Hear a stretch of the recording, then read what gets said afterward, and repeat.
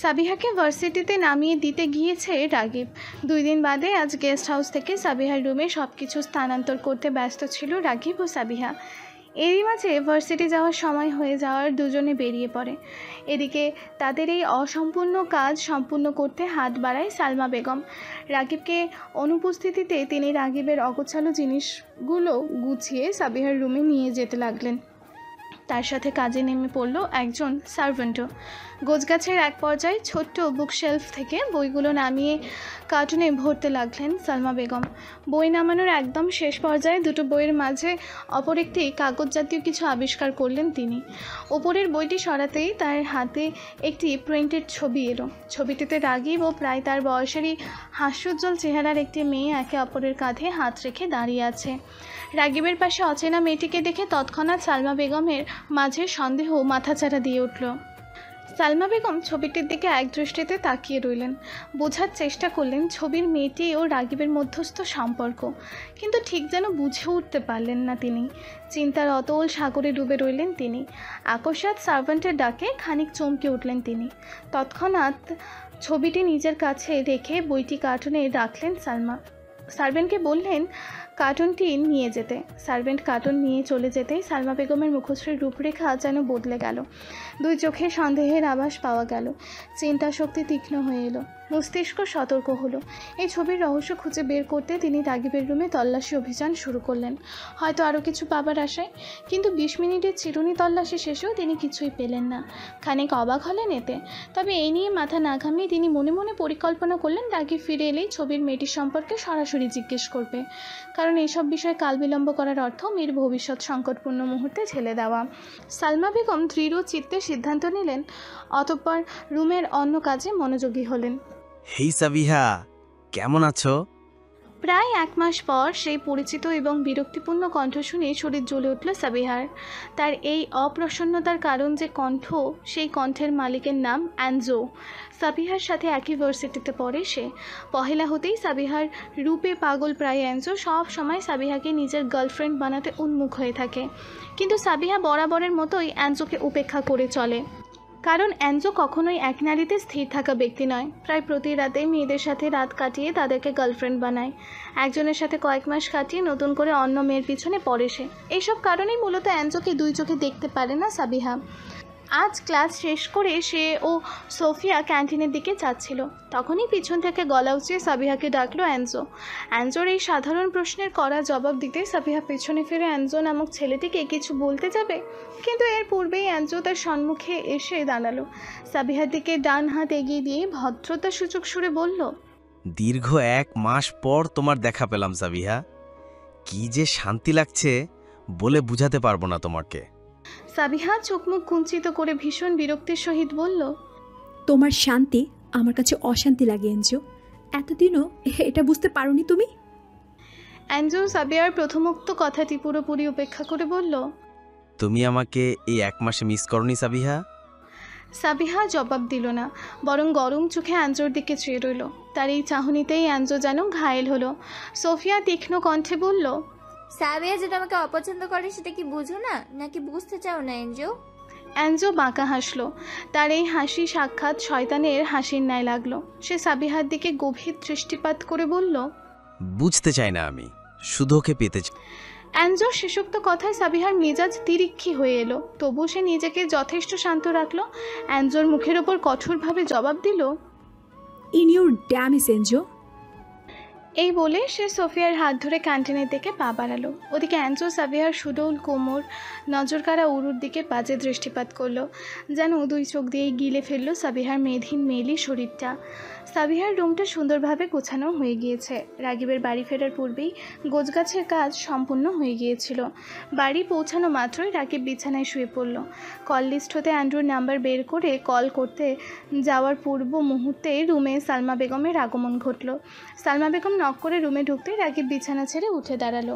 একগাল হেসে ভদ্রতাসূচক কণ্ঠে বলল, এত কষ্ট করে রুম গুছিয়ে দেওয়ার জন্য অনেক অনেক ধন্যবাদ আন্টি। সালমা বেগম প্রত্যুত্তর করলেন না, বরং স্মিত হাস্যে রাগিবকে জিজ্ঞেস করলেন, একটা প্রশ্ন জিজ্ঞেস করব, একদম সত্য জবাব দিবে তো? সালমা বেগমের এই হেন প্রশ্নে রাগিব কিছুটা নড়ে চড়ে দাঁড়ালো। ঠোঁট হতে সে হাসি উবে গেল।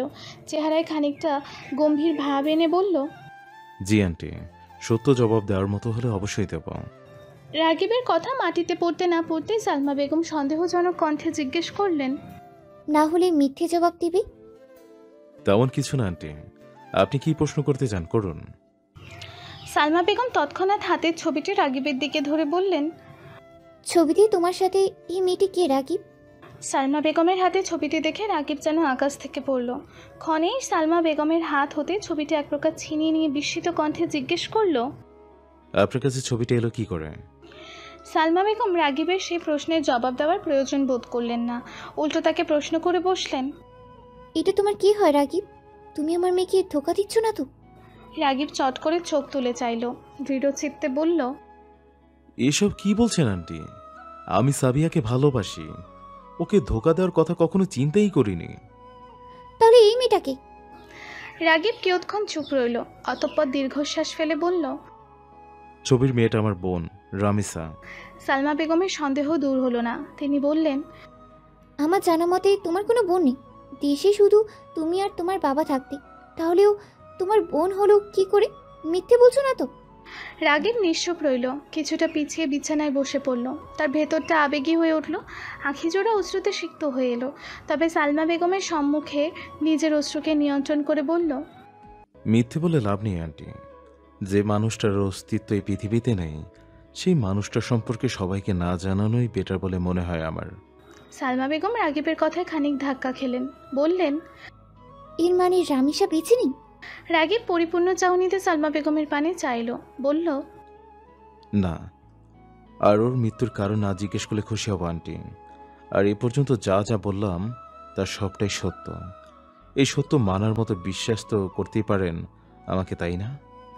সালমা বেগম জবাব দিলেন না। রাগিবের নিকটে দাঁড়িয়ে সস্নেহে তার মাথায় হাত বুলিয়ে দিলেন, শোনালেন সান্ত্বনামূলক কিছু বাণী। রজনীর গভীরতা বেড়েছে, কমেছে পরিবেশের তাপমাত্রা। ফেব্রুয়ারির প্রথম সপ্তাহ চলছে ভ্যানিশে। যদিও শীতের প্রকোপ জানুয়ারির তুলনায় কম, তবে এই প্রকোপ বেড়ে যায় রাতে। রাতে যেন শীতল হাওয়ারা পুরো ভ্যানিশ শহরকে জাঁপটে ধরে। এমনই এক হিমশীতল মুহূর্তে ব্যালকনিতে দাঁড়িয়ে আছে সাবিহা।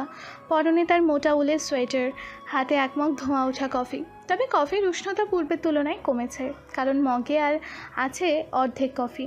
সাবিহা কফিতে চুমুক দিতে দিতেই ব্যালকনিতে রাগিব এসে উপস্থিত হয়। রাগিব তার পাশে দাঁড়িয়ে বলল, একা একাই কফি খেলে?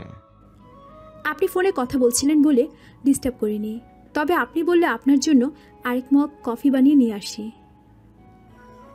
সাবিহার কথায় রাগিব বিস্তৃত হাসল। অতঃপর আচমকা সাবিহার হাত হতে কফির মগ নিয়ে বলল, নো নিট, এই কফিতে আমার চলবে। এই বলে সে কফির মগে চুমুক দিল। রাগিবের এই কাণ্ডে সাবিহা খানিক আশ্চর্যজনিত হলো, তবে মুহূর্তেই উষ্ণ ভালোবাসায় তার ঠোঁটের কোণে মিষ্টি হাসির উদয় হলো। রাগিব কফি খেতে খেতে বলল, দারুণ কফি বানাও তো তুমি। কাল সকালে আমাকে মাস্ট বি এক মগ কফি বানিয়ে দেবে। অবশ্যই, আই হ্যাভ নো প্রবলেম। তবে একদিন আপনার হাতের কফিও খাওয়াবেন আমায়। শেষ চুমুকে কফিটুকু শেষ করে ব্যালকনির ছোট্ট কাঠের টেবিলে কফির মগটা রাখল রাগিব। অতঃপর বিনা বাক্যে আচমকা সাবিহাকে পেছন হতে জাপটে ধরল। আকস্মাৎ রাগিবের ছোঁয়ায় কিঞ্চিত চমকে উঠল সাবিহা। ওদিকে রাগিব বলল, তুমি চাইলে রোজই তোমাকে কফি খাওয়াতে পারি, তবে একটা শর্ত আছে। কি শর্ত? আমাকে এখন থেকে তুমি বলে ডাকবে। এতদিন ভদ্রতার খাতিরে অপরিচিত হওয়ার সুবাদে না হয় আপনি বলে ডেকেছ, কিন্তু এখন আর না। তোমার কণ্ঠে তুমি ডাক শুনতে চাই। সাবিহা কিয়ৎক্ষণ নিশ্চুপ রয়ে ভাবল, অতঃপর মুচকি হেসে বলল, ঠিক আছে, শর্ত মানলাম, এখন থেকে তুমি করেই বলবো। That's like a good girl. এই বলে রাগিব নীরবে দাঁড়িয়ে রইল, কথা বলল না সাবিহাও। কিয়ৎ বাদে রাগিব সাবিহার কাঁধে থুতনি রাখল। তার এই ছোঁয়ায় অল্প বিস্তর কেঁপে উঠল সাবিহা। ধীরে ধীরে গভীর হলো রাগিবের স্পর্শ। তার এই স্পর্শে আপাতমস্তকভাবে কেঁপে উঠল সাবিহা। রাগিব লঘু কণ্ঠে ধীরে ধীরে বলল, জানো সাবিহা, তোমার ঠোঁটের হাসিটা আমাকে স্নিগ্ধ আবেশে আচ্ছাদিত করে। তোমার ওই হাসির প্রেমেই যে আমি কতবার পড়েছি তা বলে বোঝানো সম্ভব না। আচ্ছা, তোমাকে কি আমি স্নিগ্ধময় নামে ডাকতে পারি? এই বলেই রাগিব সাবিহার কাঁধে অধর ছোঁয়ালো। সাবিহার অঙ্গ প্রত্যঙ্গে বয়ে গেল শিহরণ। আবেশে আঁখিজোড়া বন্ধ করে ফেলল সে। নিম্ন কণ্ঠে ছোট্ট করে জবাব দিল, হুম। আজকে আমি স্নিগ্ধময়ের স্নিগ্ধতায় নিজেকে আবিষ্ট করতে পারি? সাবিহা জবাব দিল না। রাগিবের স্পর্শ গভীর হলো। সাবিহা কোনো মতে মাথা নাড়িয়ে বলল। হুম। অতঃপর রাগিব সাবিহাকে নিজের দিকে ঘুরিয়ে নিল। তার দৃষ্টিতে মাদকতা মিশ্রিত। সেই দুই চোখ ভরে তার স্নিগ্ধময়ী লাজুক রূপ দেখতে লাগলো। এইদিকে সাবিহা ভীষণ লজ্জায় নতমস্তকে দাঁড়িয়ে রইল। তার এই লাজুক চাহনি দারুণভাবে ঘায়েল করল রাগিবকে। অতঃপর রাগিব বিনা বাক্যে সাবিহাকে পাজা কোলে তুলে রুমের দিকে পা বাড়ালো। সকালের নাস্তা সেরে রিডিং রুমে বসে একধানে বই পড়ছিলেন সালমা বেগম। হঠাৎ আশপাশ হতে স্ফুলিঙ্গের মৃদু শব্দ শুনতে পেলেন তিনি। তার মস্তিষ্ক সতর্ক হলো। দ্রুত উঠে রিডিং রুমের বৈদ্যুতিক সংযোগগুলো দেখলেন। পুরো রুম ঘুরে সবই ঠিকঠাক পেলেন। এবার তার সন্দেহ হলো রিডিং রুমের ওই ছোট্ট রুমটিতে স্ফুলিঙ্গের শব্দ হচ্ছে। তিনি দ্রুত পায়ে ওই রুমটির দিকে এগিয়ে গেলেন। দরজায় আড়ি পেতে শুনলেন ভেতরের অবস্থা। হ্যাঁ, স্ফুলিঙ্গের শব্দ ভেসে আসছে। ক্ষণেই আতঙ্কিত হয়ে পড়লেন তিনি। দ্রুততার সহিত ফোন এনে কল দিলেন নিকটস্থ মেকানিককে। জরুরি ভিত্তিতে তাদের বাড়ি আসতে বললেন। ততক্ষণে সালমা বেগম বাহির হতে এই স্ফুলিঙ্গের শব্দের উৎস খুঁজতে লাগলেন। খোঁজার এক পর্যায়ে তিনি নিচে ঝুঁকে দরজার নিচ হতে ঠান্ডা হাওয়ার উপস্থিতি পেলেন। তৎক্ষণাৎ অস্ফুট স্বরে বললেন, নিশ্চয়ই এসির মিটারে স্পার্ক হয়েছে। এখন ব্লাস্ট না হলেই হয়। এই বলে তিনি রুমটি হতে নিরাপদ দূরত্ব বজায় রাখলেন। এই ঘটনা জানতে তিনি ফোন লাগালেন আফসার সাহেবকে, কিন্তু জরুরি মিটিংয়ে ব্যস্ত থাকায় আফসার সাহেব কল রিসিভ করলেন না। এদিকে 10 মিনিটের মাঝে মেকানিক এসে উপস্থিত হলো। তারা দরজা খোলার জন্য সালমা বেগমের নিকট চাবি চাইল, কিন্তু আফসার সাহেবের এই রুমের চাবি তার কাছে নেই। ফলে আর উপায় না পেয়ে বিপদাপন্ন পরিবেশে মেকানিকেরা দরজা ভেঙে ভিতরে ঢুকলো। দেখলো এসির মিটারে স্ফুলিঙ্গের সৃষ্টি হয়েছে। যে কোনো মুহূর্তে ফেটে যেতে পারে এসি। পরিস্থিতি সংকটাপূর্ণ দেখে মেকানিকেরা তৎক্ষণাৎ কাজে নেমে পড়ল। খানিক বাদে তারা জানালো এই স্ফুলিঙ্গের কারণ হলো 48 ঘন্টারও বেশি সময় একটানা এসি চলমান থাকা। সালমা বেগম অনুমান করলেন আফসার সাহেব রুম হতে বেরিয়ে যাওয়ার পূর্বে এসি বন্ধ করেননি। তারই ফলাফলস্বরূপ আজ এই স্ফুলিঙ্গের সৃষ্টিপাত। মেকানিকরা তাদের কাজ করে চলে যেতেই সালমা বেগম আফসার সাহেবের সেই রুমে ঢুকে পড়লেন। এতক্ষণে বেশ কষ্টে নিজের কৌতূহল দমিয়ে রেখেছিলেন তিনি। আফসার সাহেবের এই রুমের প্রতি তার কৌতূহল পহেলা হতেই তিনি খুব করে জানতে চাইতেন আফসার সাহেব তাদেরকে এই রুমে প্রবেশের নিষেধাজ্ঞা জারি করেছিল কেন। কি আছে এই রুমে যার জন্য এত নিষেধাজ্ঞা? সালমা বেগম পঞ্চীভূত কৌতূহল মেটাতে রুমে ঢুকলেন।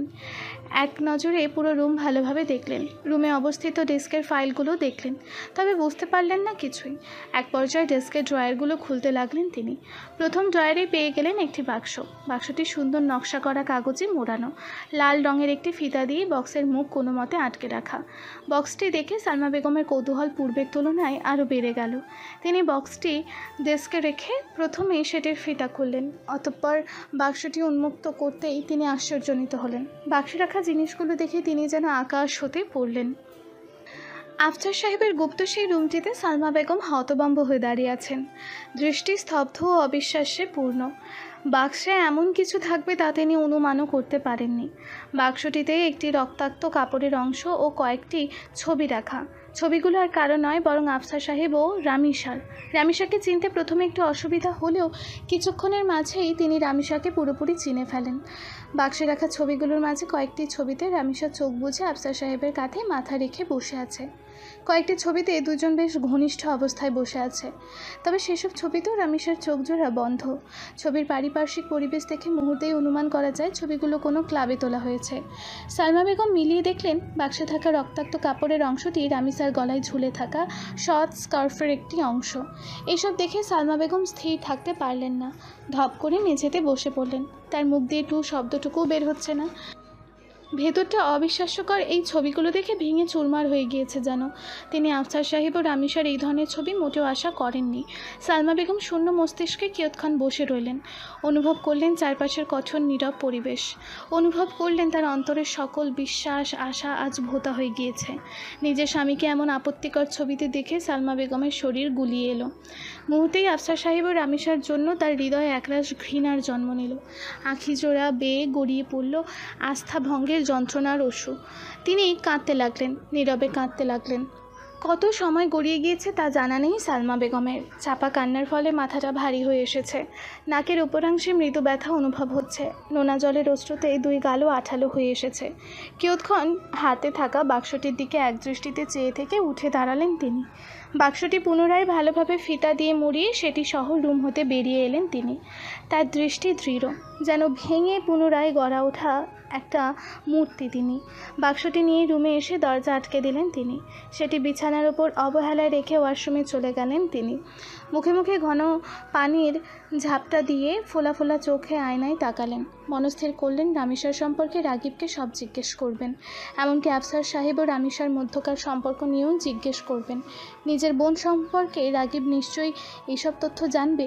মোট কথা সালমা বেগম এইসব ছবির সত্যতা জানার জন্য আফসার সাহেবের ফেরার অপেক্ষা করতে পারবেন না, অধৈর্য হয়ে পড়বেন। আর নিশ্চয়ই এই ধরনের কথা ফোনে বলা যায় না। সালমা বেগম হাত মুখ ধুয়ে রুমে চলে আসলেন। বাক্সটি নিয়ে আলমারিতে রেখে দিলেন। অতঃপর অবসন্ন শরীরটা নিয়ে বিছানায় শুয়ে পড়লেন। মিনিট 5-এর মধ্যেই ঘুমের দেশে তলিয়ে গেলেন তিনি। দুপুরে বাইরে থেকে খাওয়া দাওয়া শেষে বাড়ি ফিরেছে রাগিব ও সাবিহা।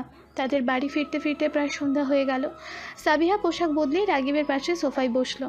অনেকটা অনুরোধের সুরে রাগিবকে বলল, আচ্ছা শোনো, পরশু আমার এক ফ্রেন্ডের বার্থডে পার্টি, আমাকে ইনভাইট করেছে, তুমিও চলো না আমার সাথে। রাগিব ফোনে মগ্ন ছিল। সাবিহার কথা শুনে সে ফোন রেখে তার দিকে চাইল। মৃদু হেসে বলল, যাওয়া কি খুব জরুরি? সাবিহা তৎক্ষণাৎ ভ্রু চেয়ে বলল, গেলে কোনো সমস্যা?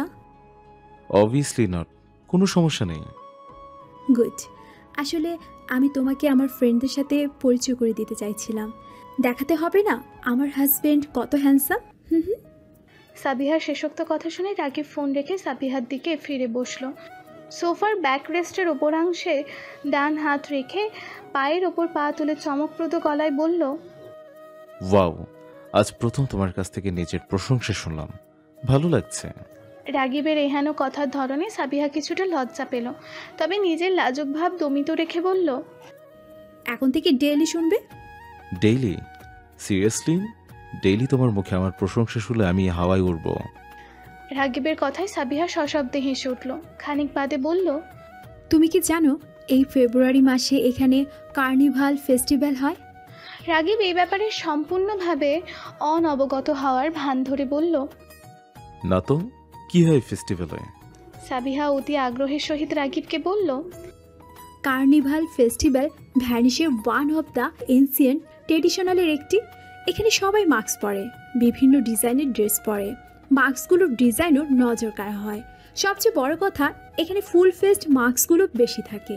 এর কারণে কেউ কাউকে খুব একটা চিনতে পারে না। বাহ, বেশ ইন্টারেস্টিং একটা ফেস্টিভ্যাল তো। হ্যাঁ, আমরা ফেস্টিভ্যালে যাব। ওকে ওকে। এই বলে রাগিব সাবিহার দিকে কিয়ৎক্ষণ চেয়ে রইল।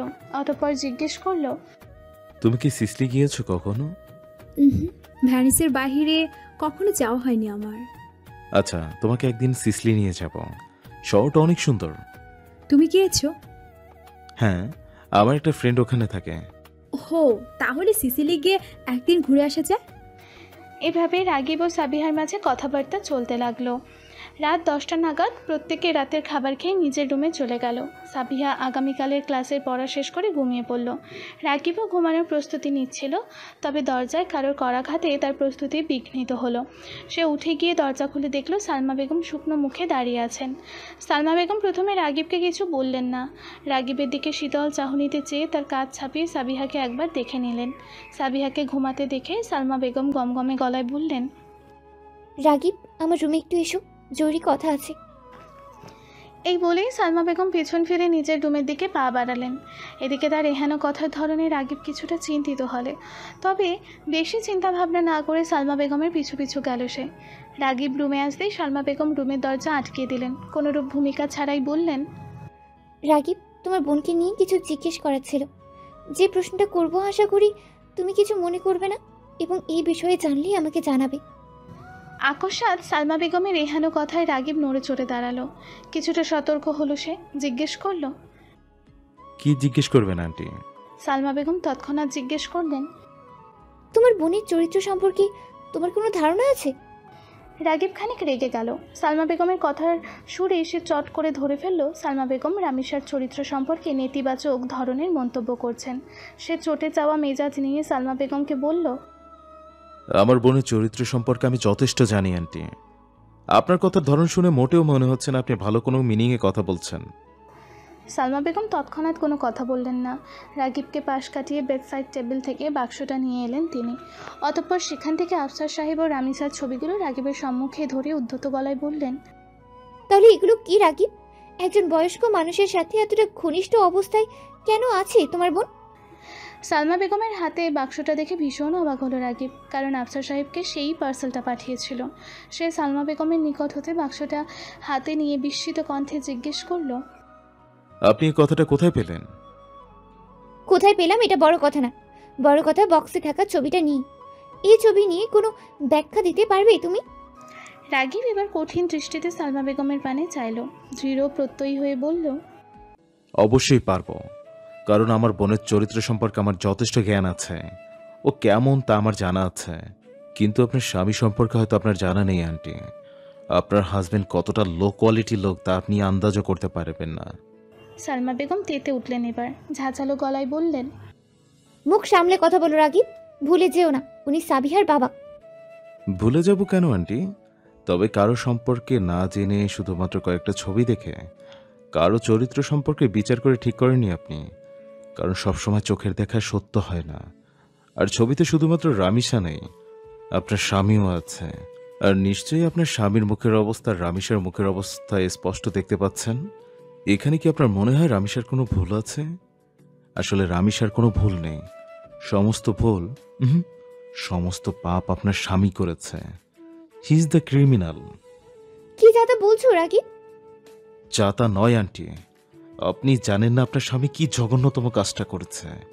হি is a rapist. He raped my sister. He killed my sister. রাগিবের মুখে রেপড শব্দটি শুনে সালমা বেগম সম্ভ্রিত হলেন, হতবিহ্বল হলেন। বিবশ হয়ে এলো তার গোটা শরীর। সালমা বেগমের শরীর বিবশ হয়ে এলো। তিনি ঠিকভাবে দাঁড়িয়ে থাকতে পারলেন না। ভারসাম্য হারিয়ে মেঝেতে পড়ে যেতে নিলেই রাগিব তার এক হাত ধরে তাকে সামলে নেয়। অতঃপর তাকে সোফায় বসিয়ে রাগিব বলল, নিজেকে সামলান আন্টি, এখনো অনেক সত্য জানার বাকি আছে আপনার। সালমা বেগম শূন্য চাহনিতে রাগিবের দিকে চাইলেন। অবিশ্বাস্যে ভরপুর আঁখিজোড়া অশ্রুতে সিক্ত হয়ে এসেছে। স্বামীর সম্পর্কে মস্ত বড় এই সত্য জানার পর তিনি বাকরুদ্ধ হয়ে পড়েছেন। তার দুনিয়া থমকে এসেছে। তিতকুটে এই সত্য এখনও তিনি মেনে নিতে পারছেন না। তার মন বলছে এই সব মিথ্যা। যেন নিজেকেই সান্ত্বনা দিতে তিনি কম্পিত কণ্ঠে রাগিবকে জিজ্ঞেস করলেন, আমাকে মিথ্যে বলছো না তো রাগিব? রাগিব সালমা বেগমকে সোফায় বসে নিজ মেঝেতে বসে পড়ল। সালমা বেগমের হেন প্রশ্নের জবাবে সে তাচ্ছিল্যের হাসি হেসে বলল, মিথ্যে বলে আমার কোনো লাভ নেই আন্টি। এই বলে সে সালমা বেগমের পানে পরিপূর্ণ চাহনিতে চাইল। স্পষ্ট দেখতে পেল সালমা বেগমের ছলছল আঁখিজোড়া। বিশ্বাসভঙ্গের হৃদয়ের টুকরো যেন অশ্রু হয়ে দুই চোখ বেয়ে বইছে। রাগিব সালমা বেগমকে সান্ত্বনা দিল না, কারণ এক্ষেত্রে সান্ত্বনা দেওয়ার মতো কিছুই নেই। আজ হোক কাল হোক এই জঘন্য সত্য সালমা বেগমকে মেনে নিতেই হবে। কিয়ৎক্ষণ বাদে নীরব অশ্রু বিসর্জন দিতে দিতে সালমা বেগম জিজ্ঞেস করলেন, এগুলো কবেকার ঘটনা রাগিব? রাগিব ছোট্ট করে নিঃশ্বাস ছেড়ে বলল, গত বছরের সেপ্টেম্বর মাসের ঘটনা এটি। সালমা বেগম প্রত্যুত্তর করলেন না। মনের ওপর তীব্র জোর খাটিয়ে নিজেকে দৃঢ় করলেন। অতঃপর স্থির নির্বাক চাহনিতে রাগিবের দিকে চেয়ে রইলেন। রাগিব তার এই চোখের ভাষা স্পষ্ট বুঝতে পেল। সালমা বেগম যে পুরো সত্য জানার জন্য নিজেকে প্রস্তুত করে ফেলেছেন তা বুঝতেই রাগিবের সময় লাগলো না। সে প্রলম্বিত নিঃশ্বাস ছেড়ে বললেন, আপনার স্বামী যে ড্রাগ স্মাগলার সে সম্পর্কে কোনো আইডিয়া আছে আপনার আন্টি? সালমা বেগম আরেকবার ধাক্কা খেলেন। অবিশ্বাস্য চাহনিতে মাথা ঈষৎ ডানে বামে নাড়ালেন, যার অর্থ এই সম্পর্কে তিনি অবগত নন। রাগিব পুনরায় বলতে আরম্ভ করল, আপনার স্বামী বহু পুরনো এক ড্রাগ স্মাগলার। এই বিশাল বিজনেসের আড়ালে তিনি ড্রাগ স্মাগলিং করে। এই ড্রাগ দিয়ে উনি রামিসাকে নেশাগ্রস্ত করেছে, এরপর রেপ করে মার্ডার করেছিল। ঘটনা শুধু একজনের মধ্যে সীমাবদ্ধ না। আপনার শ্রদ্ধেয় স্বামী এর আগেও এমন ঘটনা ঘটিয়েছে। রামিসার আগেও পরে উনি 4টা মেয়েকে রেপ করেছে, যার মধ্যে 2জনকে উনি টাকা দিয়ে চুপ করিয়ে দিয়েছে। কিন্তু যারা ওনার টাকায় চুপ হয়নি তাদেরকে মেরে ফেলেছিলেন। সালমা বেগম স্তব্ধ, হতভম্ব। যতই রাগিব কথা বলছে তিনি যেন ততই ধীরে ধীরে নিজের বাক শক্তি হারাচ্ছেন। তিনি আফসার সাহেব সম্পর্কে এত তিক্ত সত্য শুনবেন তা কল্পনাতীত ছিল। রাগিব এই পর্যায়ে খানিক কঠিন গলায় বলল, আপনার শ্রদ্ধেয় স্বামী হয়তো জানেন উনি কার মেয়ে আর কার বোনকে মেরেছে। ওনার আইডিয়া নেই যে রামিসা সিসলির সবচেয়ে বড় একজন গ্যাংস্টারের মেয়ে। সালমা বেগম বিস্ফোরিত নয়নে রাগিবের পানে চাইলেন। রাগিবের শেষোক্ত কথাটি তার কানে ঝংকার তুলল। তিনি হতভম্ব হয়ে বললেন, মানে তুমি? জি আন্টি, আপনি যা ভাবছেন তাই। তবে আপাতত বাবার অনুপস্থিতিতে তার দায়িত্ব আমার কাছে। তাহলে তোমার সম্পর্কে যা যা তথ্য শুনেছিলাম সব ভুল। জি, শুধু আমার বাবা আছে, এ তথ্যটা সঠিক। সালমা বেগম এবার দুই হাত মাথায় চেপে ধরলেন, উন্মাদের মতো বললেন, কি হচ্ছে এসব? এত বড় বড় সত্যগুলো আমার অজানা। এর মানে তুমি কখনোই বাংলাদেশ থেকে আসোনি? না আন্টি, আমি এ পর্যন্ত বাংলাদেশে গিয়েছি মাত্র দুবার। আমার জন্ম বেড়ে ওঠা সব সিসলিতে। এই বলে রাগিব কিয়ৎক্ষণ থামল, অতঃপর পুনরায় বলা আরম্ভ করল, আমার বাবা যখন কলেজে পড়তো তখন থেকে বিদেশে আসার স্বপ্ন দেখেছিল। আমার বাবা ছিল উড়ালচন্ডী আর জেদি ধরনের। সে একবার যে কাজ বা ইচ্ছা পোষণ করত তা কমপ্লিট করে না পর্যন্ত ক্ষান্ত হতো না। তাই তো কলেজে গণ্ডি পেরোতে না পেরোতে দালালের হাত ধরে বহু কষ্টে ইটালিতে পাড়ি জমান তিনি। দালালরা আমার বাবার কাছ থেকে সব টাকা নিয়ে সিসলিতে এনে ছেড়ে দেয়। তখন বাবা বুঝতে পারে নিজের জেদের বশে কি মারাত্মক ভুলটা না করেছিল। এরপর কয়েকটা দিন খুব কষ্টে রাস্তায় কাটিয়ে দেন বাবা। ওই কয়টা দিন খেতে না পেরে ক্ষুধার জ্বালায় চুরি করে খাবার খেয়েছে আমার বাবা। একদিন ক্ষুধার জ্বালা চুরি করতে গিয়ে যখন ধরা পড়ে তখন নিজের অজান্তে একটা লোককে মেরে বসে বাবা। সেই লোকটিকে মেরে পালাতে গিয়ে বাবা একটা গাড়ির সাথে ধাক্কা খায়। সে তখনও জানতো না সেই গাড়িতে তখনকার সিসলির সবচেয়ে বড় গ্যাংস্টার ছিল। তার নাম ছিল দোকার্ত, মাফিয়াদের গডফাদার যার নাম। যে সম্পর্কে টানে এখন আমাদের দাদাজান বাবাকে নিজের বাড়িতে নিয়ে আসে। নিজের কোনো সন্তান না থাকায় বাবার প্রতি দাদাজানের খুব মায়া জন্মায়। নিজের সন্তানের মতো তিনি বাবাকে দেখভাল করতে লাগলেন। এরই কয়েকদিনের মধ্যে বাবা জানতে পারে দাদাজান ডার্ক ওয়ার্ল্ডের কাজকর্মের সাথে জড়িত। সে বাবার ওই মার্ডার কেসটাকে ধামাচাপা দিয়েছিল। এভাবে জীবনের প্রথম মার্ডার করে বাবা রক্ষা পেয়ে যায়। এরপর নানা চড়াই উতরার পরে বাবা দাদাজানের সাথে এ জগতে পা রাখে। দাদাজান মারা যাওয়ার পর উইল অনুসারে উত্তরাধিকার সূত্রে বাবা দাদাজানের সকল পাওয়ার সম্পত্তি পায়। দাদাজান মারা যাওয়ার পর বাবা ওই জগতে নিজের ভালো পজিশন বানিয়ে নেয়। এমনই এক সময় বাবা আমার মায়ের প্রেমে পড়ে এবং তাকে বিয়েও করে ফেলে। আমার মা ছিল ইতালিয়ান। বিয়ের কয়েক মাসের মাথায় আমি ও কয়েক বছর পর রামিসার জন্ম হয়। সিসিলিতে আমার বাবার নাম ডাক হয়। এমনকি পুরো ইতালির ডার্ক ওয়ার্ল্ডের অন্যান্য গ্যাংস্টারদের সাথে বাবার ভালো খাতির হয়ে যায়। কিন্তু ওই যে বলে না, এসব কাজে শত্রুর অভাব হয় না, বাবার ক্ষেত্রে তাই হয়েছিল। আমাদের জীবন ভালোই চলছিল, কিন্তু দাদাজানের সবচেয়ে বড় শত্রু অর্থাৎ দাদাজানের আপন ভাই বাবার এই উন্নতি সহ্য করতে পারেনি। উনি দাদাজানের এই সিদ্ধান্ত মেনে নিতে পারেনি। তাই বহু বছরের চেষ্টার পর উনি আমাদের সবাইকে মেরে ফেলতে চায়। কিন্তু ভাগ্যক্রমে আমরা তিনজন বেঁচে গেলেও আবার মা মারা যায়। এই বলে রাগিব ক্ষণিকের জন্য থামল। সালমা বেগম দ্বিধাগ্রস্ত চাহনিতে রাগিবের দিকে চেয়ে আছে। উনি ভীষণ দ্বিধান্বিত। রাগিবের সাথে ঠিক কেমন ব্যবহার করবেন তা তিনি বুঝে উঠতে পারছেন না। রাগিবকে ভয় পাবেন কিনা এ নিয়ে তিনি বেশ দ্বিধান্বিত। কারণ রাগিব তাদের মতো প্রত্যাহিক জীবনযাপন করা স্বাভাবিক এক মানুষ নয়। সে এমন এক মানুষ যার কাছে খুন, অপহরণ এইসব নিত্য নৈমিত্তিক ব্যাপার। ফলে এই মুহূর্তে রাগিবের সামনে বসে থাকতেও তিনি ভয়ে আড়ষ্ট হয়ে আসছেন। রাগিব যেন সালমা বেগমের এই মুহূর্তের মনাবস্থা আঁচ করতে পারল। ফলস্বরূপ সে মৃদু হাস্যে বলল, ভয় পাবেন না আন্টি, আমি তাদের সাথেই খারাপ যারা আমার সাথে খারাপ, আমার ক্ষতি করেছে যারা। সালমা বেগম নির্বাক রইলেন। রাগিবের এই কথার প্রত্যুত্তরে কী বলা উচিত তা তিনি ঠাহর করতে পারলেন না। এদিকে রাগিব বলল, বাকি ঘটনা শুনবেন না? রামিসের সাথে আসলে কি হয়েছিল, ও ভেনিসে পৌঁছালো কি করে? সালমা বেগম ম্রিয়মাণ ভঙ্গিতে মাথা দোলালেন। রাগিব নিমিষের মাঝে বলতে আরম্ভ করল, রামিসা আমার ছোট হয়, ওর প্রতি ভালোবাসার কোনো কমতি ছিল না। বাবা ও আমি রামিসাকে খুব ভালোবাসতাম। সব সময় ওকে রানীর হালে রাখার চেষ্টা করেছি। ওকে যথেষ্ট সময় দেওয়ার চেষ্টা করেছি যেন এর ভিড়েও কখনো নিজেকে একা না মনে করে। রামিসা যে ভার্সিটিতে পড়তো সে ভার্সিটির একটা মেয়ের সাথে ওর খুব ভালো একটা ফ্রেন্ডশিপ হয়ে ওঠে।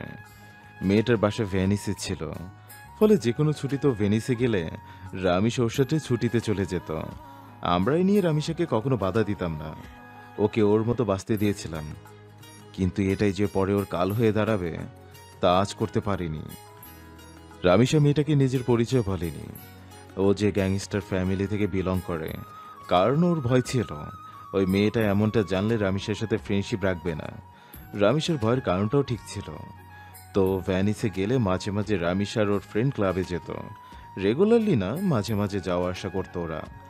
তবে সর্বোচ্চ রাত 12টা পর্যন্ত ক্লাবে কাটাতো ওরা। এ বিষয়ে আমরা জানতাম। খুব বেশি না রাত করাতে রামিসাকে এ ব্যাপারে নিষেধ করিনি আমি। সেপ্টেম্বর মাসের আগেও রামিসা বেশ কয়েকবার ক্লাবে গিয়েছিল। এর মাঝে লাস্ট 2বার রামিসা যখন ক্লাবে যায় তখন আপনার স্বামীর নজর রামিসার উপরে পড়ে। প্রথম 2বার খুব ভালোভাবে রামিসাকে পর্যবেক্ষণ করে, শেষবারে অ্যাটাক করে। ঘটনার দিনও রামিসা ওর ফ্রেন্ডকে নিয়ে ক্লাবে গিয়েছিল। সঠিক সময় ফেরারও কথা ছিল, কিন্তু আপনার স্বামী তা হতে দেয়নি। রামিসা রোজ যে সফট ড্রিঙ্কস অর্ডার করত সেটাতে সেদিন আপনার স্বামী ড্রাগস মিশিয়ে দেয়, আর ওনার দেওয়া ড্রাগসের পরিমাণ এক্সেস ছিল। এ কারণে রামিসা নিজের হুঁশে ছিল না। এটাই তো চেয়েছিল আপনার স্বামী। উনি রামিসার ওই অবস্থার সুযোগে রামিসার সাথে বেশ কয়েকটা ছবি ক্লিক করে, যেটা আপনার অলরেডি দেখা হয়ে গিয়েছে। এরপর ওই রুমের সবাইকে বের করে দেয়। আপনার স্বামী রামিসাকে সম্পূর্ণ বাক্য শেষ করতে পারল না রাগিব। তার হাতের মুঠো শক্ত হয়ে এসেছে, আখি জোড়ায় ভস্মীকরণ ক্রোধের ছাপ স্পষ্ট। যেন এই ক্রোধের অনলেই সে আফসার সাহেবকে পুড়িয়ে ছাড়খাড় করে দেবে। শুধুমাত্র সেই জানে যে নিজেকে সে কিভাবে নিয়ন্ত্রণ করেছে। এই বাড়িতে আসার পর যতবার সে আফসার সাহেবের সম্মুখীন হয়েছে ততবারই মনের জোরে তার হাত দুটোকে সে নিয়ন্ত্রণে রেখেছে।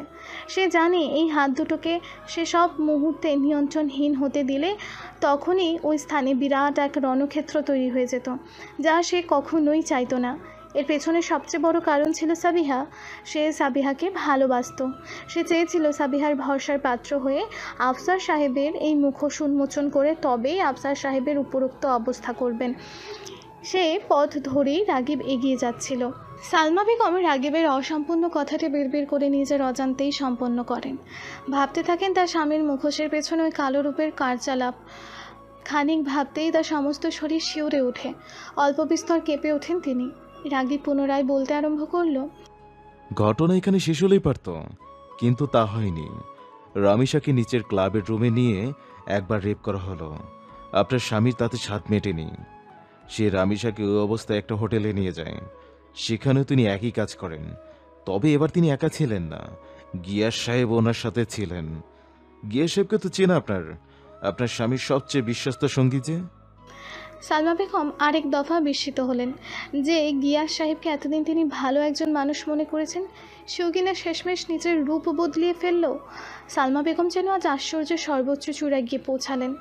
রাগিব একটি দীর্ঘশ্বাস ফেলে পুনরায় বলল, সে রাতে দুজন কয়েকবার রামিসাকে রেপ করে, ওকে এভাবে হোটেলে রেখে বেরিয়ে পড়ে।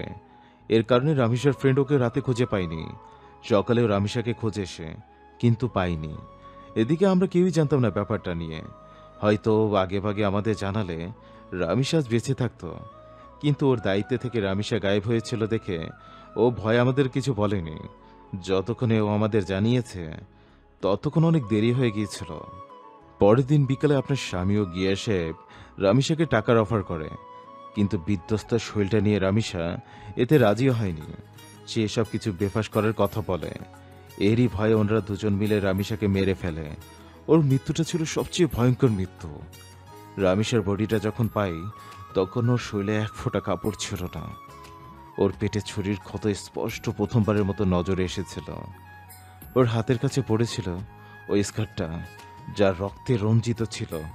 ওর বডি সযক্ষে দেখার পর বাবা নিজেকে ঠিক রাখতে পারেনি। আদরের মেয়ের অবস্থা দেখে বাবা তখনই ব্রেন স্ট্রোক করে। এজন্য বাবা পরে প্যারালাইজড হয়ে যায়। রামিসার এই অবস্থা দেখে আমিও নিজেকে সামলাতে পারিনি। আমাকে সামলানোর মতো ছিল আমার এক বন্ধু, রামিসার ফিয়ন্সে অনিক নিজেও সেই মুহূর্তে একদম ভেঙে পড়েছিল, কিন্তু তবুও নিজের সাধ্য মতো আমাকে সামলিয়েছে। এই বলে রাগিব নিশ্চুপ বসে রইল। সালমা বেগম লক্ষ্য করলেন এতক্ষণ বাদেই রাগিবের চোখজোড়া খানিক সিক্ত হয়ে উঠেছে। তিনি এই ভেবে বিস্মিত হলেন এই দীর্ঘ সময় যাবৎ রাগিব কিভাবে নিজেকে শক্ত রেখেছে। নিজের বোনের সাথে ঘটে যাওয়া এই জঘন্য ঘটনা বর্ণনা করতে গিয়েও কান্নায় ভেঙে পড়েনি রাগিব। অবশ্য একজন গ্যাংস্টার নিশ্চয়ই এত নরম মনের মানুষ নয় যে প্রতি ঘটনায় সে কান্নায় ভেঙে পড়বে। সালমা বেগম ও রাগিব দুজনেই নিশ্চুপ রইলেন। আকস্মাৎ সালমা বেগমের সাবিহার কথা মাথায় এলো। ঈষৎ কেঁপে উঠলেন তিনি। তৎক্ষণাৎ নিজের মাঝে ভীষণ আফসোস বোধ করলেন তিনি। আবেগের বশে সাবিহার সাথে রাগিবের বিয়ে দিয়ে কি ভুলটাই না করেছেন তিনি। সালমা বেগম শতভাগ নিশ্চিত হলেন রাগিব প্রতিশোধ নেওয়ার জন্য সাবিহাকে বিয়ে করেছে। তৎক্ষণাৎ তিনি গলা চওড়া করে রাগিবকে বললেন, তাই বলে প্রতিশোধ নেওয়ার জন্য আমার মেয়ের জীবনটা নষ্ট করে দিলে তুমি? আকস্মাৎ এমন কথায় খানিক ভরকে গেল রাগিব। চোখের কোণায় ভেসে ওঠা অশ্রু মুছে সে বলল, কে বলল যে আমি রিভেঞ্জ নেওয়ার জন্য সাবিয়াকে বিয়ে করেছি? রিভেঞ্জ নেওয়ার হলে অন্যভাবে নিতাম, কিন্তু সাবিয়াকে বিয়ে করার সাথে রিভেঞ্জ নেওয়ার কোনো সম্পর্ক নেই। আপনার স্বামীর উপর আমি ঠিকই রিভেঞ্জ নেব, তবে সাবিয়াকে ব্যবহার করে নয়। ওকে আমি ভালোবাসি, আর আমার ভালোবাসায় কোনো খাত নেই। ওকে ভালোবাসি বলে এতদিন অপেক্ষা করেছি, এত নাটক ঘটিয়ে এ বাড়িতে এসেছে। সালমা বেগম বিস্মিত হলেন, তবে কিছু বললেন না তিনি, বরঞ্চ দৃষ্টি মেঝেতে দিয়ে ভাবতে লাগলেন সাবিহার কথা, আফসার সাহেবের কথা। কিয়ৎক্ষণ বাদে তিনি দুর্বল কণ্ঠে রাগিবকে জিজ্ঞেস করলেন, এই ব্যাপারে সাবিহাকে জানানো কি জরুরি রাগিব? রাগিব পরিপূর্ণ চাহনিতে সালমা বেগমের পানে চাইল, দৃঢ় গলায় বলল, অবশ্যই বলা জরুরি। আমি চাই না ও সারা জীবন আপনার স্বামীকে ভালো মানুষ, ভালো বাবা বলে জানো। সে মানুষটা নিজের মেয়ের বয়সী একটা মেয়েকে রেপ করেছে, সে নিশ্চয়ই মেয়ের কাছে সম্মান পাওয়ার যোগ্য না। এখন সত্যটা সাবিয়াকে আপনি বলবেন নাকি আমি বলবো সেটা আপনার উপর ডিপেন্ড করে। আমার মনে হয় না এ ব্যাপারে আমার মুখ থেকে ডিরেক্টলি সাবিয়াকে কিছু বলা ঠিক হবে। তবে হ্যাঁ, আমি ইনডিরেক্টলি ওকে ওর বাবার সম্পর্কে এসব কিছু বলবো। আপনি আমাকে আটকাতে পারবেন না আন্টি, তবে চাইলে আপনি নিজের মুখে সবটা বলতে পারেন ওকে। এসব কিছু আপনার বিবেকের উপর নির্ভর করে। সব সত্য জানার পর ওই মানুষটাকে আপনি সারা জীবন নিজের মেয়ের চোখে ভালো দেখাবেন না ওকে সত্য জানাবেন, তা আপনার উপর নির্ভর করে। এই বলে রাগিব চট করে উঠে দাঁড়ালো, দম ফেলে কঠিন স্বরে বলল, আপনার স্বামী ড্রাগ স্মাগলিং করতো, মার্ডার করতো, এতে আমার কোনো প্রবলেম ছিল না, কিন্তু রেপ, সেটা আবার আমার আদরের বোনকে, এটা কোনোভাবেই ক্ষমার যোগ্য নয়। এখন আপনি আমার কাছে হাজারো রিকোয়েস্ট করলেও আমি আপনার স্বামীকে ছাড়ব না। ওনার শেষ নিঃশ্বাসটুকু আমার সামনেই ফেলতে হবে, এটা মনে রাখবেন আন্টি। এই বলে রাগিব চলে যেতে নিল, কিন্তু সালমা বেগম পেছন হতে তাকে ডেকে তার পথ আটকালেন। সালমা বেগম এই মুহূর্তে ভেতর হতে ভেঙে চুরমার হয়ে গিয়েছেন। উঠে দাঁড়িয়ে থাকার মতো শক্তিটুকু তিনি জোটাতে পারছেন না। রাগিবকে ডেকে অতি দুর্বল কণ্ঠে তিনি বললেন, জানো রাগিব, আমি দ্বিতীয়বারই তোমার কথা কেন বিশ্বাস করে নিলাম? সালমা বেগমের পরিবর্তিত কণ্ঠস্বর শুনে রাগিব ফিরে চাইল। প্রশ্নাতুর চাহনিতে সালমা বেগমের পানে চাইল। সালমা বেগমের দৃষ্টি তখন মেঝেতে নিবদ্ধ। তিনি খানিক সময় নিয়ে পূর্বের ন্যায় বললেন, সাবিহার বাবার চরিত্র সম্পর্কে আমার আগে থেকেই জানা আছে রাগিব, তবে এতটা খারাপ জানতাম না ওনাকে। সাবিহার বয়স তখন মাত্র 5 মাস। দেশে থাকতে ওর বাবাকে আমারই এক পরিচিত মেয়ের সাথে পরকীয়া সম্পর্কে জড়িয়ে যেতে দেখি, কিন্তু তখন বিষয়টা জানাজানি হওয়ায় গ্রামে সালিশে সব ঠিক হয়ে গিয়েছিল। তবে এরপরও উনি আরেকবার এমন পরকীয়ায় জড়িয়েছিলেন, কিন্তু তখন সাবিহার জন্য নিজেকে ওই পথ থেকে ফিরিয়ে আনেন তিনি। এরপর ভ্যানিসে এসে ওনার সম্পর্কে আর কিছুই শুনিনি বা দেখিনি আমি।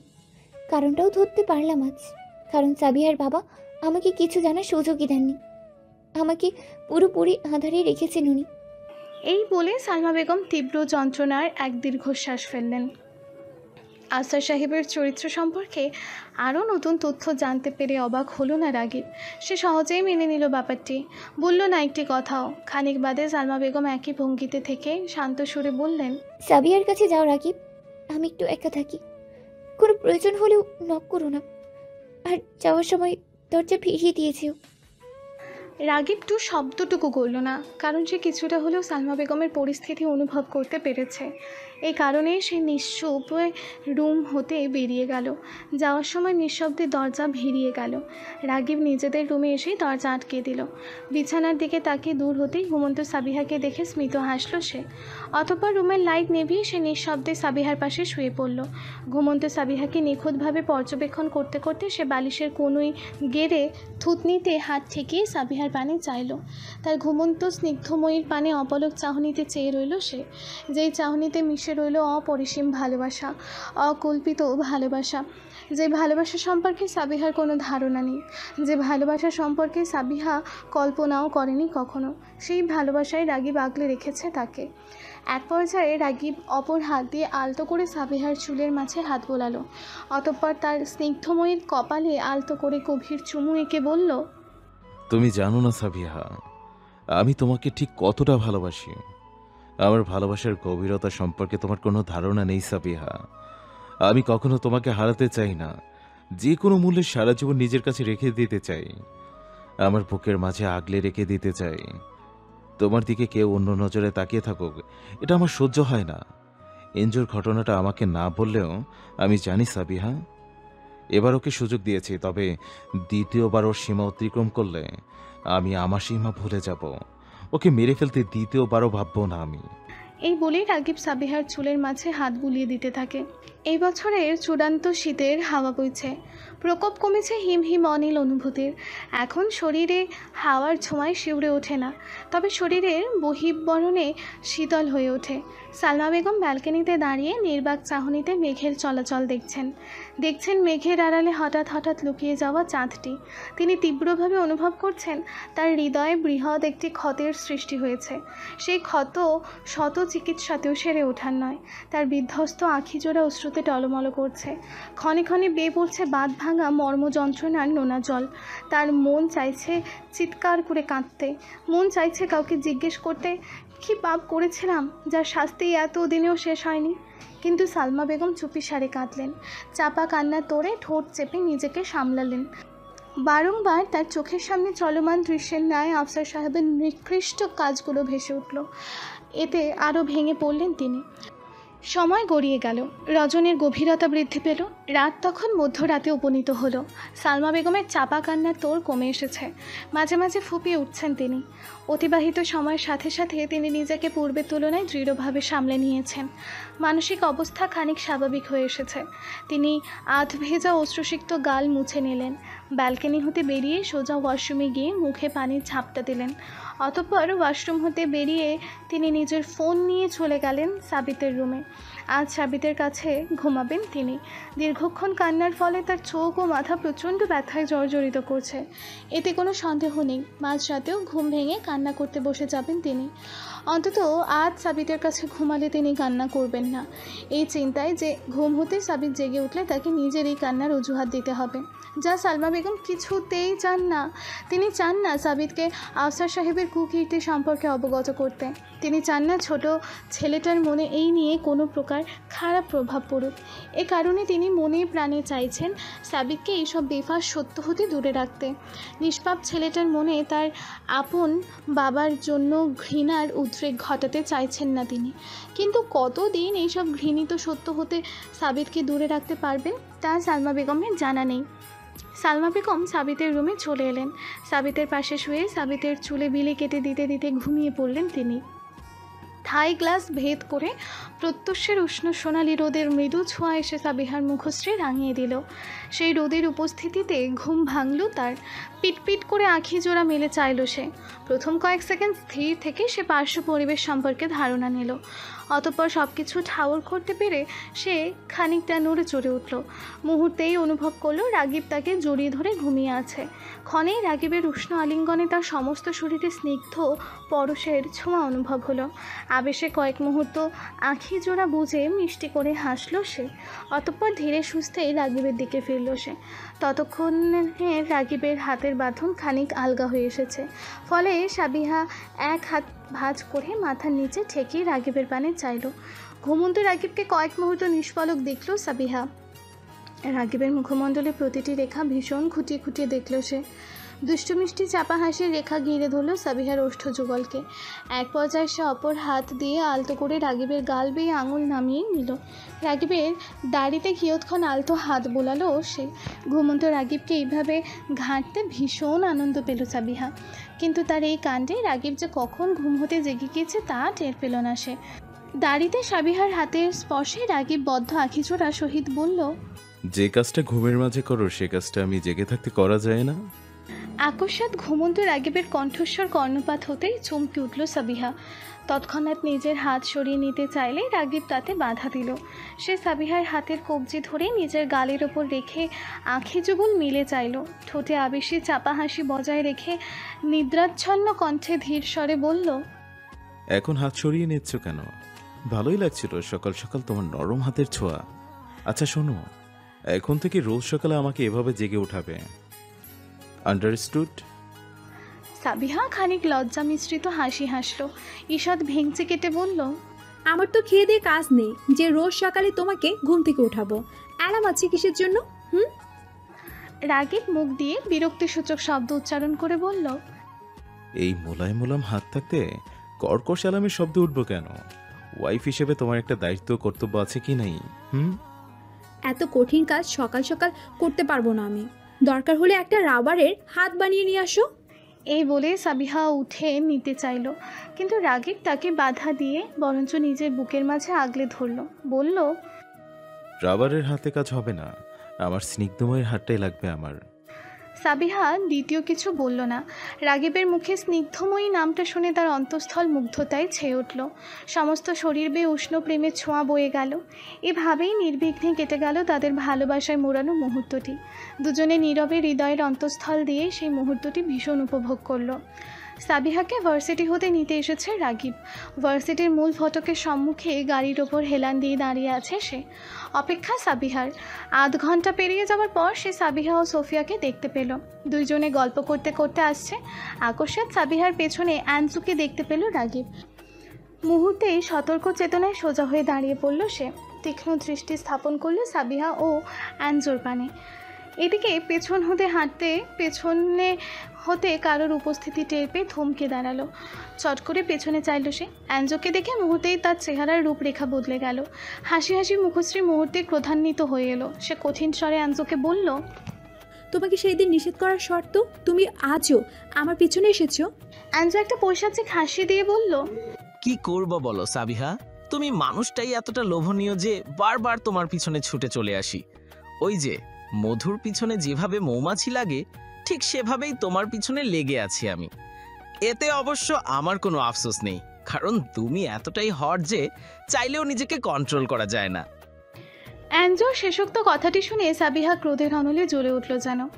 মুহূর্তেই সে অ্যাঞ্জোকে থাপ্পড় মারতে উদ্যত হলো, কিন্তু গোটা ভার্সিটির সামনে অযথা তামাশা করতে মোটেও ইচ্ছুক নয় সে। ফলে বহু কষ্টে নিজেকে নিয়ন্ত্রণে রাখল সে। এ পর্যায়ে সে রাগিবের সম্পর্কে অ্যাঞ্জোকে কিছু বলতে যাবে, কিন্তু এর পূর্বেই অ্যাঞ্জো সাবিহার ডান হাত জোর জবরদস্তি করে ধরে বলল, সবার সামনে এভাবে কথা বলতে ভালো লাগছে না, চলো একটা রেস্টুরেন্টে গিয়ে কথা বলি। মুহূর্তে সাবিহা নিজের হাত ছাড়িয়ে নিয়ে অ্যাঞ্জোকে থাপ্পড় মারতে উদ্যত হলো, কিন্তু চোখের পলকে অ্যাঞ্জো তাকে বাধা দিয়ে তার হাতটি পুনরায় ধরে বলল, এ হাতে থাপ্পড় মানায় না সাবিহা, তুমি যেমন আগুন, তাতে তোমার এ থাপ্পড়ে তো আমি জ্বলে পুড়ে ছারখার হয়ে যাব। সাবিহা নিজের হাত ছাড়ানোর চেষ্টা করলো, কিন্তু অ্যাঞ্জোর সাথে পেরে উঠল না সে। উপরন্তু হাত ছাড়াতে না পেরে সে দাঁতের দাঁত চেপে বলল, আমি চাই তুমি জলে পড়ে একেবারে ছাই হয়ে যাও, এরপর যদি আমার পিছু ছাড়ো তো। আমার থেকে পিছু ছাড়ানো এত সহজ নয় সাবিহা, বরং যতই তুমি আমার থেকে দূরে যাওয়ার চেষ্টা করবে ততই আমি তোমাকে নিজের কাছে টেনে নিব। ইটস ইম্পসিবল অ্যাঞ্জু, কারণ আমি অলরেডি ম্যারিড। আমার হাজবেন্ড আমার জন্য বাইরে অপেক্ষা করছে। সাবিহার এ কথায় অ্যাঞ্জোর চাহনি মুহূর্তেই বদলে গেল। সে চট করে সাবিহার হাত ছেড়ে দাঁড়ালো। কিয়ৎক্ষণ সাবিহার দিকে চেয়ে থেকে পুনরায় নিজের পূর্বের রূপে অবতীর্ণ হয়ে বলল, তো হাজবেন্ড থাকলে বুঝি সময় কাটানো যায় না? অবশ্যই কাটানো যায় সাবিহা, আর তুমি আমার সাথে সময়ও কাটাবে। Just wait and watch. Sabiha কোনো জবাব দিল না, বরং অ্যাঞ্জোর দিকে ক্রোধান্বিত দৃষ্টি নিক্ষেপ করে সে অপর দিকে পা বাড়ালো। তার সাথে হাঁটা শুরু করলো সোফিয়াও। সোফিয়া তাকে জিজ্ঞেস করলো, তুমি কি রাঘিবকে এনজোর ব্যাপারে বলবে সাবিয়া? হ্যাঁ, কারণ আমার সহ্যের সীমা অতিক্রম হয়ে যাচ্ছে। এই বলে ভার্সিটির মূল ফটকের দিকে দৃষ্টি পড়তেই সে রাগিবকে দেখতে পেল। রাগিব তাকে দেখে মৃদু হাসতেই সেও রাগিবকে মৃদু হাসি উপহার দিল। অতঃপর সে রাগিবের নিকটে পৌঁছাতেই রাগিবকে জিজ্ঞেস করলো, কখন এসেছো? রাগিব তৎক্ষণাৎ জবাব দিল না। পূর্বোক্ত স্থানে দাঁড়িয়ে থাকা অ্যাঞ্জোর পানে তীক্ষ্ণ দৃষ্টি নিক্ষেপ করে বলল, বেশিক্ষণ না। ও আচ্ছা, চলে যাওয়া যাক। সোফিয়াকেও ওর বাড়িতে ড্রপ করে দেবো আমরা, ওকে? রাগিব এখনও কঠিন দৃষ্টিতে অ্যাঞ্জোর দিকে চেয়ে আছে। সে তীক্ষ্ণভাবে পর্যবেক্ষণ করছে অ্যাঞ্জোকে। এদিকে রাগিবের পাশে সাবিহাকে দেখে অ্যাঞ্জোর বুঝতে বাকি রইল না এটি সাবিহার হাজব্যান্ড। সে রাগিবের এই দৃষ্টিতে খানিক শিউরে উঠল। অতঃপর শুকনো একটি ঢোক গেলে কালবিলম্ব বাদে পেছনে ফিরে হাঁটা শুরু করলো সে। রাগিবের নিকট হতে কোনো জবাব না পেয়ে সাবিহা পুনরায় একই প্রশ্ন জিজ্ঞেস করলো। এ পর্যায়ে রাগিব বলল, ওকে, আচ্ছা ওই ছেলেটাকে যে তোমার হাত ধরেছিল? সাবিহা এক পলক সোফিয়ার দিকে চাইল।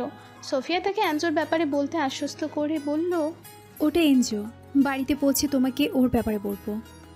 রাগিব দ্বিতীয় কথা না বলে গাড়িতে উঠে বসলো। তার পাশে ফ্রন্ট সিটে বসলো সাবিহা ও ব্যাক সিটে বসলো সোফিয়া।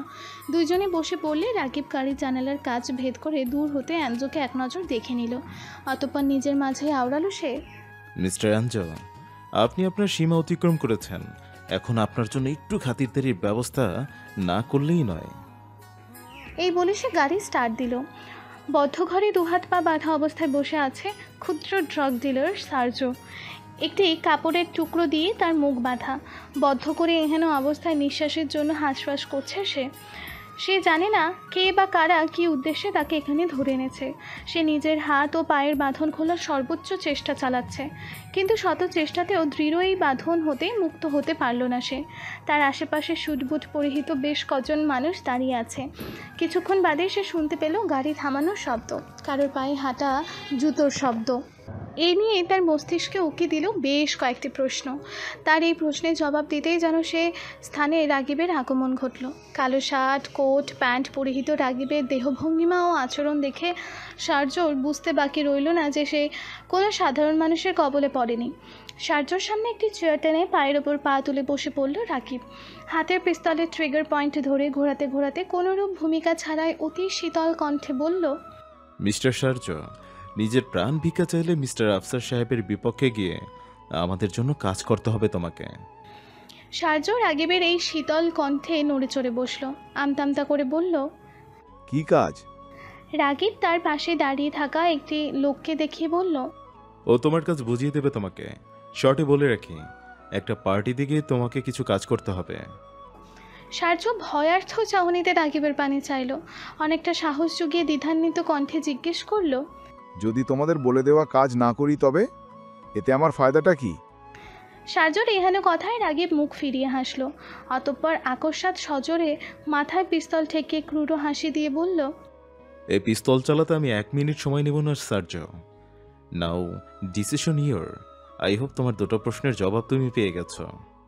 সার্জো দ্বিতীয় কোনো কথা বলার সাহস করল না। শুকনো একটি ঢোক গিলে বলল, আচ্ছা, তোমরা যা বলবে তাই করব আমি। সার্জোর কথা শুনে রাগিব স্মিত হাসে পিস্তল সরিয়ে নিজের পকেটে পুরে দিল। অতঃপর উঠতে নিলেই তার এক সহচর্য পিছন হতে ফিসফিস করে তাকে বলল, স্যার, আপনার সাথে মিস্টার ডেভিড দেখা করতে চেয়েছেন। আজ রাতে যদি আপনার সময় হয় তবে। রাগিবের চাহনি খানিক চিন্তিত দেখালো। ঠোঁট কামড়ে কয়েক মুহূর্ত কিছু ভাবল সে। অতঃপর বলল, ওকে, আজ রাতেই দেখা করবো ওনার সাথে। আই থিঙ্ক আমি ওনার দেখা করার কারণটা জানি। যাই হোক, তুমি মিস্টার ডেভিডকে জানিয়ে দাও যে আমি ওনার সাথে দেখা করে কিছু ব্যাপারে ডিসকাস করতে চাই। রাগিবের সম্মতি পেয়ে তার সহচার্য চলে গেল, আর রাগিব খানিকক্ষণ সেখানেই বসে রইল। ঘুমন্ত ভ্যানিস শহর ঠিক পুরোপুরি ঘুমন্ত নয়। নিস্তব্ধপুরী বলে পরিচিত গ্যাংস্টারদের বিশেষ সাক্ষাৎকারের স্থান এখনও জাগ্রত, যেন সেখানে এখনও রজনীর ছোঁয়া লাগেনি, বাড়েনি রজনীর খানিক গভীরতাও। ভ্যানিস শহরকে গোড়া হতে নিয়ন্ত্রণকরণকারী মিস্টার ডেভিড দলবল নিয়ে নিজেদের পরিচিত আড্ডা মহলে বসে আছেন। তার সামনে বসে আছে রাগিব। মুখোমুখি দুই গ্যাংস্টার নিশ্চুপ বসে আছে। মিস্টার ডেভিডের কাটা ঠোঁটের কোণায় স্থান পেয়েছে আতিথেয়পূর্ণ হাসি। রাগিবের সাথে দ্বিতীয়বারের সাক্ষাৎকারে তিনি ভীষণ খুশি হয়েছেন স্বয়ং রাগিবও। মুখোমুখি দুই সোফার মধ্যখানে কাচের তৈরি গোল টেবিল হতে দুটো ড্রিঙ্কসের গ্লাস তুলে নিল দুজনে।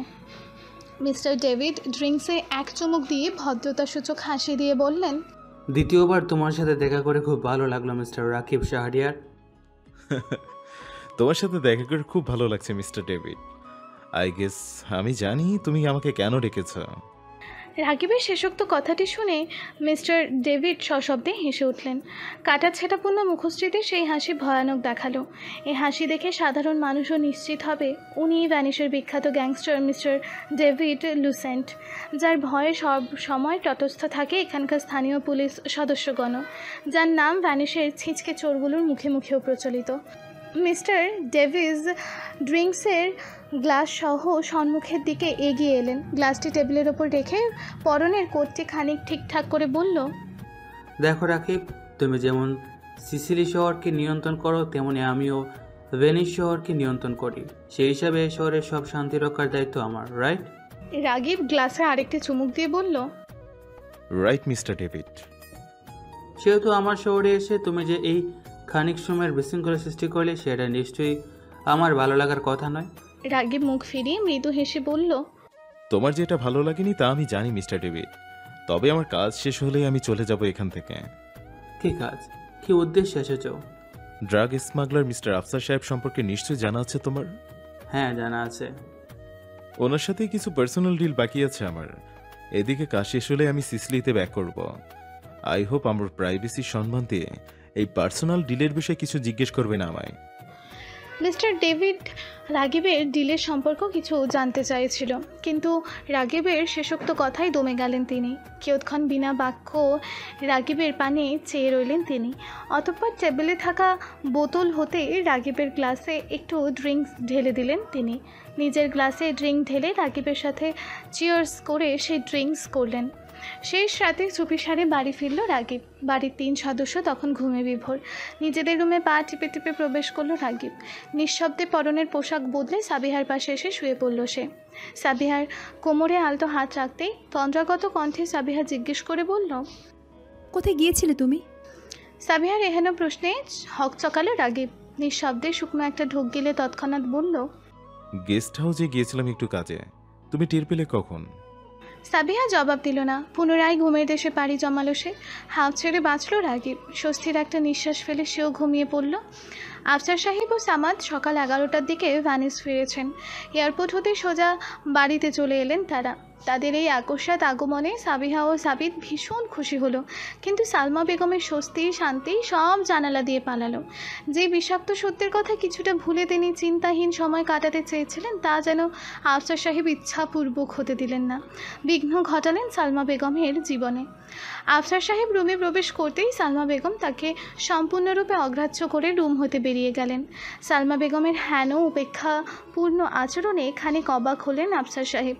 তবে রোজকার ন্যায় সালমা বেগমের আচার আচরণ মনাবস্থা অগ্রাহ্য করলেন তিনি। পরনের পোশাক বদলিয়ে ওয়াশরুমে চলে গেলেন তিনি। ওয়াশরুম হতে বেরোতেই সাবিহা ও সাবিত আফসার সাহেবের সাথে দেখা করতে এলেন। তিনি সাবিহা ও সাবিতের সাথে স্বাভাবিক হয়ে কথা বললেন।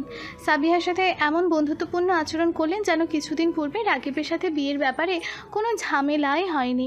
বাবার এই আচরণে যার পরনায় খুশি হলো সাবিহা।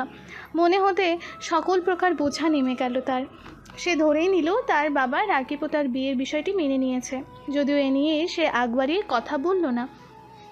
দেখতে দেখতে চলে এলো সে কাঙ্ক্ষিত রাত, যেই রাতের জন্য গত 2 দিন যাবৎ নানা প্রকার জল্পনা কল্পনা সাজিয়েছে রাকিব। কারণ এই রাতেই সে আফসার সাহেব সম্পর্কে সাবিহাকে ছোট্ট একটি ইঙ্গিত দিতে চলেছে। সে জানে এতে সাবিহা কিছুটা হলেও ভেঙে পড়বে, তবে সে যে সাবিহাকে সামলে নিতে পারবে এতে শতভাগ নিশ্চিত সে। বার্থডে পার্টি উপলক্ষে মেরুন রঙের সাধারণ একটি গাউন পরেছে সাবিহা। মাথার চুলগুলো এলোমেলোভাবে খোপা করা, কানে অতি সাধারণ একজোড়া দুল আর মুখে সাধারণ সাজ। এই সাধারণ সাজেই অসাধারণ দেখাচ্ছে সাবিহাকে। রাঘিবের যেন নজরই হচ্ছে না তার স্নিগ্ধময়ীর এই অসাধারণ ও অপরূপ রূপ হতে। সে অপলক চেয়ে আছে সাবিহার পানে। তার এই চাহনি দেখে লজ্জায় মাটিতে মিশে যাওয়ার জোগাড় হয়ে এলো সাবিহার। সেই ড্রেসিং টেবিলের চেয়ার ছেড়ে উঠে রাগিবের সম্মুখে দাঁড়ালো। লজ্জায় রাগিবের দুই চোখ নিজ হাতে বন্ধ করে লাজুক হাসি দিয়ে বলল, অতিরিক্ত নজর দিয়ে ফেলেছ আমাকে। এবার একটু চোখ দুটো বন্ধ থাক, রিল্যাক্স করুক তোমার চোখ দুটো। রাকিব মুচকি হেসে চোখের ওপর হতে সাবিহার হাতজোড়া সরিয়ে দিল। অতঃপর সাবিহার হাতজোড়া নিয়ে সাবিহার কোমরের পেছনে ধরে লঘু কণ্ঠে বলল, তোমাকে যতই দেখি ততই কন্ট্রোললেস হয়ে পড়ি আমি। এখন তো মনে হচ্ছে তোমাকে একটা বক্সে বন্দি করে রাখতে, যেন আমার এই স্নিগ্ধময়ীর এই রূপ কেউ না দেখে। লজ্জায় সাবিহার ফর্সা গাল রক্তিমা ভাব ধারণ করলো। রাগিবের চোখে চোখে রেখেই লাজুক হাসি দিয়ে বলল, এমনটা আপনার ক্ষেত্রেও প্রযোজ্য মিস্টার রাগিব শাহরিয়ার। আপনি কি জানেন আজ আপনাকে এই কালো স্যুট বুটে দেখে কত মেয়ে ঘায়েল হবে? রাকিব ঠোঁট বাঁকিয়ে হাসলো। সাবিহার হাত ধরে নিজের কাছে টেনে এনে বলল, যে মেয়েটার ঘায়েল হওয়ার কথা সে কি ঘায়েল হয়েছে? যদি বলি না